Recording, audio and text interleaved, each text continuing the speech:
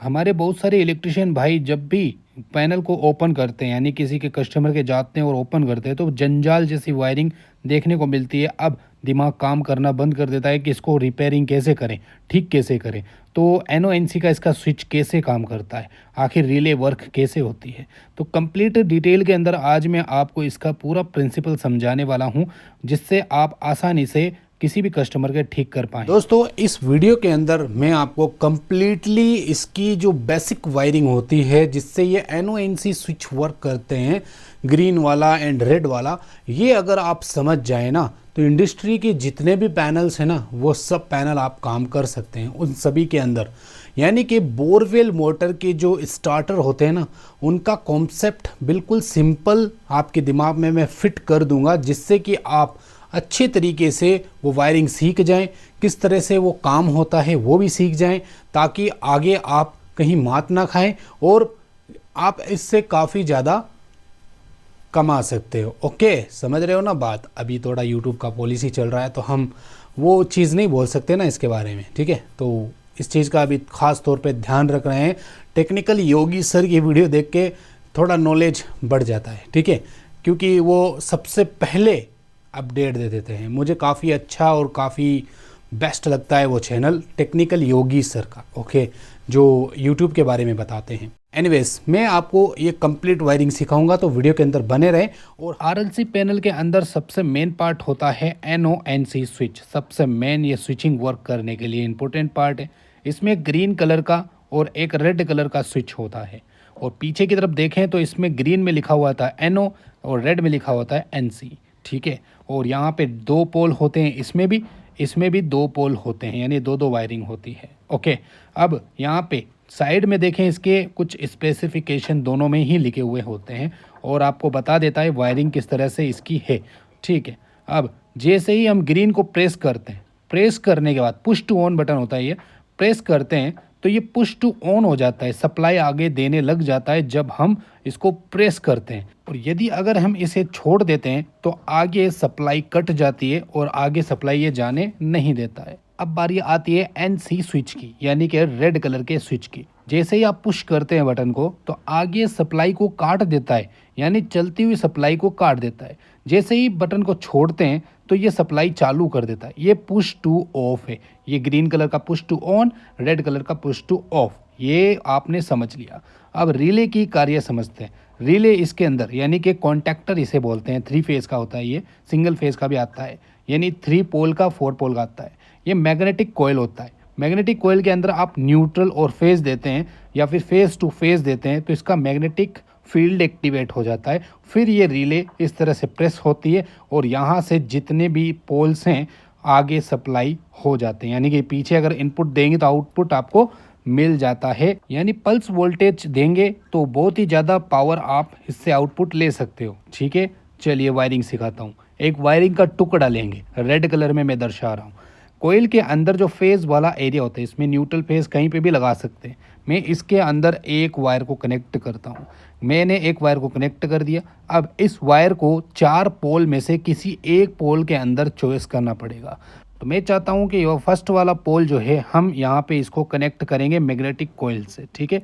जब भी ऑन होगा तो ये आपस में शॉर्ट हो जाएंगे आगे पीछे वाले, ओके। ये वाला वायर कंप्लीट हो गया। अब हमें दूसरा एक और वायर का टुकड़ा ले लेंगे और वह भी रेड कलर का होगा। ये रेड कलर से क्यों दर्शा रहा हूँ मैं आगे आपको समझाऊंगा, ठीक है। तो इस रेड कलर के वायर को पोल के आगे वाले हिस्से, यानी आउटपुट हिस्से में आपको कनेक्ट करना है, बिल्कुल इसके सीधे वाले सामने वाले में। और बाकी मैं आपको इसका वर्किंग प्रिंसिपल समझाने वाला हूँ, कैसे काम करने वाला है, ठीक है।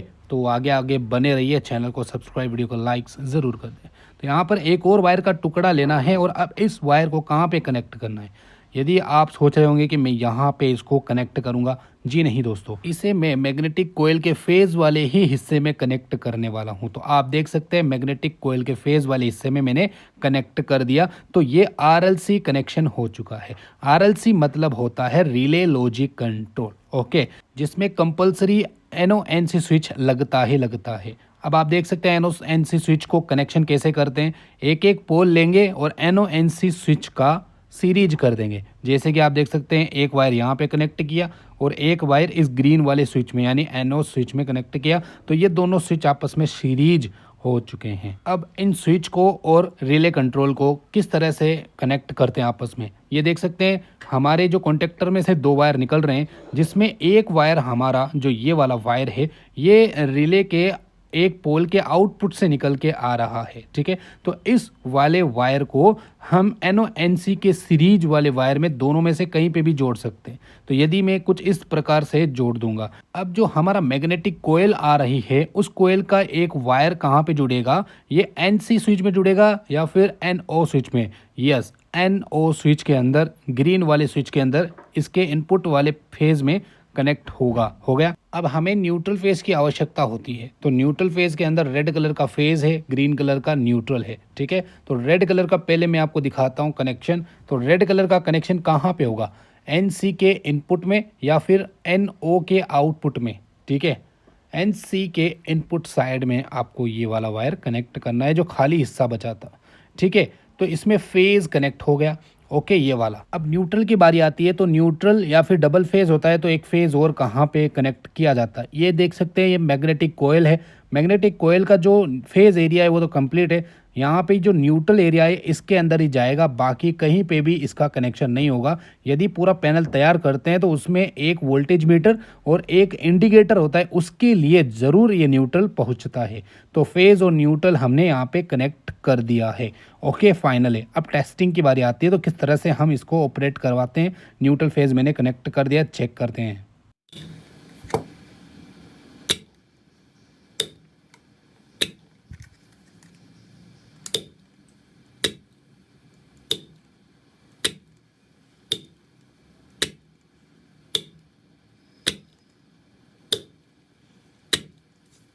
तो ये तो इसका रिले लॉजिक कंट्रोल कंप्लीट हो चुका है। कुछ इस प्रकार से काम करता है ये कॉन्टेक्टर सिस्टम, ठीक है। अब यहाँ पे 3 पोल खाली बचे हैं, 3 पोल आउटपुट में खाली बचे हैं। तो क्या होता है, यहाँ पर 3 फेज इनपुट करेंगे, 3 फेज आउटपुट करेंगे और ये आपकी मोटर एकदम सही तरीके से चल जाएगी। तो हम इसका एक लाइव एग्जांपल दिखाई देते हैं। आखिर एक पेज को हम कनेक्ट करके दिखाते हैं। ये बल्ब है हमारा, और ये बल्ब का जो एक फेज वाला जो लाइन आता है, इसको हम रिले के आउटपुट वाले पोल में किसी एक में डाल देंगे। यानी कि मैं आगे वाले एक पोल में डाल देता हूँ, डाल दिया है मैंने, एक फेज़ कंप्लीट। अब इसको फेज़ देना होता है, तो इसके इनपुट साइड में एक जंपर वायर लगा दूंगा, जो हमारे एक फेज़ से कनेक्ट हो रहा है, यहाँ से यहाँ तक, ठीक है। तो ये जंपर होकर के एक फेज़ आगे तक पहुँच जाएगा, तो इससे हमारा बल्ब ऑन ऑफ होगा इस रिले की मदद से, ओके। चलिए अब टेस्टिंग करते हैं किस प्रकार ये काम करता है। तो जैसे ही हम NO स्विच दबाते हैं ऑन हो जाता है, और NC स्विच दबाते हैं ऑफ हो जाता है। तो अब ये सिर्फ push to on, push to off, ये कैसे काम कर रहा है। यदि आप रिले को दबाते हैं तब भी ये ऑन हो जाता है, रिले को वापस दबाते हैं इस तरह से, फिर भी ऑन हो जाता है, और रेड को दबाते ही बंद हो जाता है। ग्रीन बटन की भी आवश्यकता यहाँ पे नहीं हुई। आखिर ऐसा क्यों। चलिए मैं एक मीटर के वायर लाता हूँ और शॉर्ट सर्किट करके देखता हूँ यहाँ से, तब भी ये काम कर जाता है और ये रेड कलर से बंद हो जाता है। यानी ग्रीन कलर के बटन की आवश्यकता नहीं हो रही यहाँ पर। ये मैं कुछ इस तरह से ही चला के दिखा पा रहा हूँ। आखिर ये क्यों पॉसिबल हो रहा है, ये देख सकते हैं, ठीक है। अब यहाँ पे आप देख पा रहे होंगे ग्रीन कलर का वायर, इसको मैं डायरेक्टली अभी शॉर्ट करके देखता हूँ, फिर भी ये ऑन हो जाता है, और ये रेड कलर को वापस दबाते हैं ऑफ हो जाता है। Push to on, push to off, okay. Yes, work देखते हैं क्या कर रहा है। यहाँ से फेज आ रहा है, फेज डायरेक्टली यहाँ पर आ रहा है बिना स्विच को प्रेस किए, और यहाँ से होते हुए सीधा इस पोल के अंदर आके रुक जा रहा है। यहाँ पे ब्रेक लग जा रहा है फेज लाइन को, ठीक है। फिर यहाँ ग्रीन वायर की मदद से NO स्विच के अंदर फेज जा रहा है, और यहाँ पर कट लगा हुआ है, यानी रुकावट है, अभी भी ब्रेक लगा हुआ है, ठीक है। अब जैसे ही हम ग्रीन कलर के बटन को पुश करके छोड़ देंगे, तो कुछ सेकंड के लिए इलेक्ट्रिसिटी आउटपुट होती है इस स्विच की मदद से, और यहाँ से सीधा हमारे मैग्नेटिक कोयल के अंदर जाती है, और न्यूट्रल और फेज की हेल्प से यहाँ मैग्नेटिक कोयल एक्टिवेट हो जाती है और रिले ऑन होती है। और रिले ऑन होती है तो प्रेस होती है, रिले ऑन होती है, दबती है, तो उसके पोल आपस में शॉर्ट हो जाते हैं। ये दोनों पोल आपस में शॉर्ट हो जाते हैं, तो यहाँ से जो फेज आ रहा है वो सीधा ही हमारे रिले के अंदर जा रहा है।